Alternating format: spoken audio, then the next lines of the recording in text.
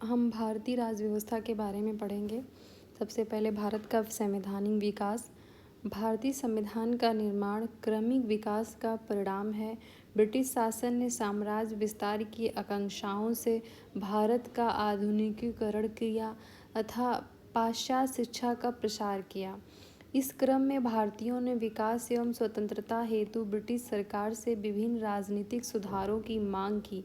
इन मांगों के फलस्वरूप ब्रिटिश सरकार के द्वारा विभिन्न प्रकार के अधिनियम पारित किए गए। ब्रिटिश सरकार के द्वारा पारित विभिन्न अधिनियमों ने भारतीय संविधान के आधार का कार्य किया। भारतीय संविधान सभा का गठन 1946 में कैबिनेट मिशन योजना के तहत भारतीय संविधान सभा के गठन का प्रस्ताव किया गया था। संविधान सभा का गठन अप्रत्यक्ष निर्वाचन के द्वारा हुआ। विधानसभा के सदस्यों के द्वारा संविधान सभा के सदस्यों का निर्वाचन किया गया था। अब जो है लगभग 10 लाख की जनसंख्या पर एक सीट संविधान सभा में आवंटित की गई थी। संविधान सभा के सदस्यों की कुल संख्या 389 निश्चित की गई थी, 389। इसमें से 296 सीटें ब्रिटिश सरकार के द्वारा और 93 सीटें देशी रियासतों को आवंटित की जानी थी। संविधान सभा की प्रथम बैठक 9 दिसंबर 1946 को हुई थी।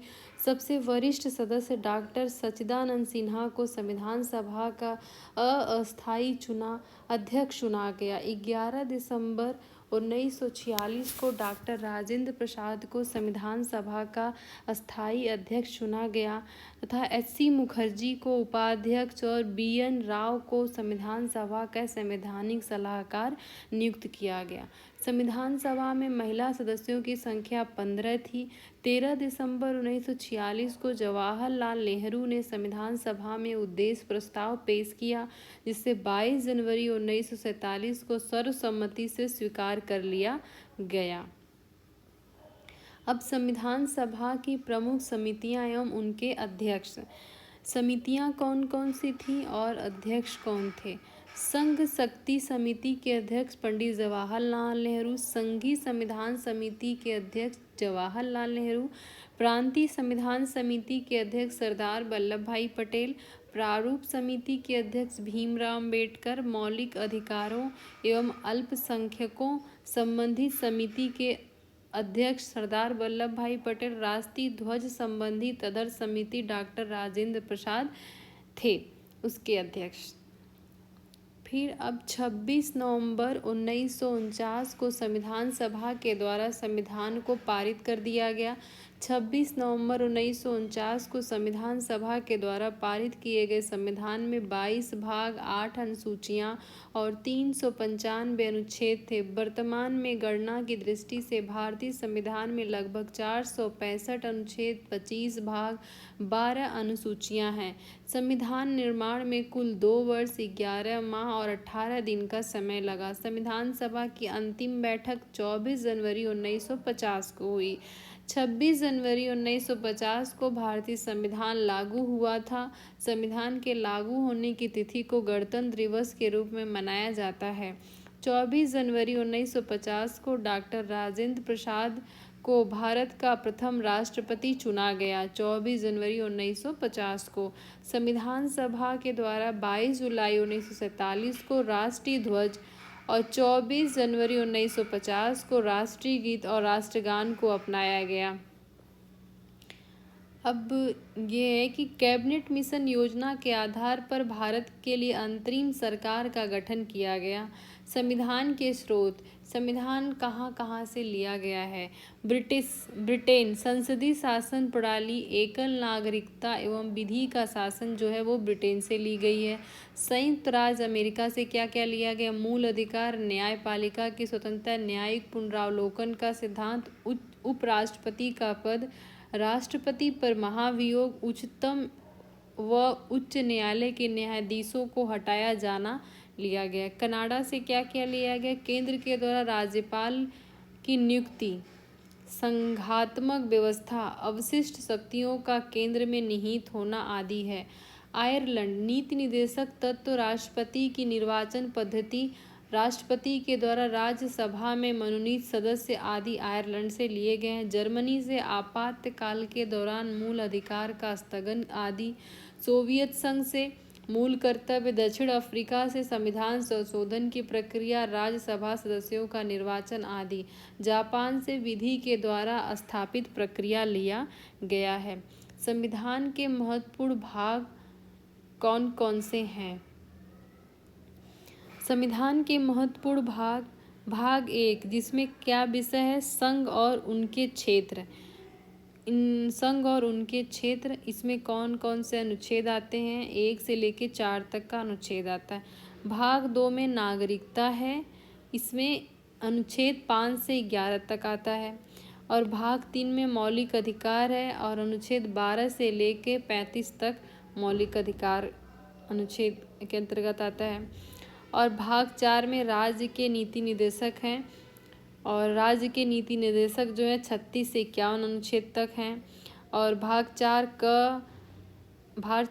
4 क में मूल कर्तव्य हैं, और अनुच्छेद 51 क में मूल कर्तव्य के बारे में बताया गया है। भाग 5 में संघ सरकार से संबंधित उपबंध है।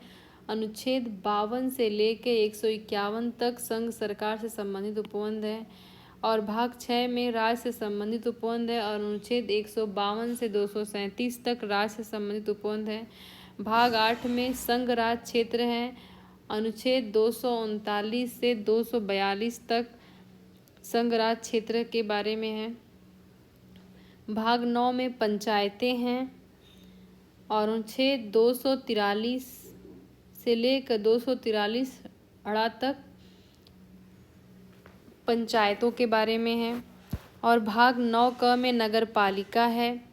नगर पालिका के लिए अनुच्छेद 243 त से 243 य और 6 तक है।